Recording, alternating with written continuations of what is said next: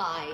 Thank you all for your lovely comments. They encouraged Diane and I to venture out again and try our hand at the second installment of If These Walls Could Talk. And today we want to talk about Buddy Ebsen. Buddy Ebsen was born in 1908 and his name was Christian Ludolf Ebsen. His dad was a Danish choreographer and his mother was a Baltic Latvian painter. Buddy's early years were spent in Orlando, Florida, where his dad taught dance and where Buddy and his sister Vilma learned. In 1928, Buddy and Vilma set out for New York City to try their fortunes at becoming dancers.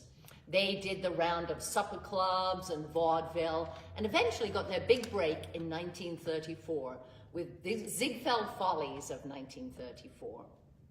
That summer, they left the city, as most performers did in those days, and headed north on the Straw Hat Circuit, and ended up in Iverton for our fourth season here, where Buddy performed in 2 shows, Peggy Ann and 17. Walter Winchell gave him rave reviews for his dancing in Ziegfeld Follies, and that sent Buddy off to the West Coast, where he caught the eye of Walt Disney, who loved his unusual dancing style and had his animators copy it for Mickey Mouse's dance routines in Silly Symphonies. You know, Buddy went on to make a lot of movies, but the one I think is most significant is the one that he almost made. Buddy was originally cast as the Tin Man in MGM's 1939 The Wizard of Oz.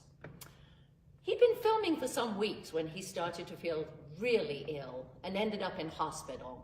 And he was there for months before doctors finally diagnosed him with an allergic reaction to the aluminum dust in the Tin Man's makeup. Poor Buddy was forced to leave the production and was replaced by Jack Haley. MGM never claimed responsibility, and Buddy says that cost him a whole heck of a lot in medical bills. When he recovered later that year, he came back to Iverton, where he performed in 2 shows, Poor Nut and The Male Animal. Gotta love those titles. For those of us of a certain generation, we know Buddy Ebsen best as Jed Clampett in the Beverly Hillbillies and as the title role in Barnaby Jones. Buddy passed away in 2003, the grand old age of 95. The photograph here, Buddy inscribed for the Playhouse, and I'll read it to you.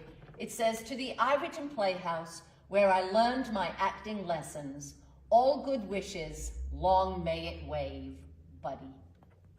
Nice to meet you, Buddy.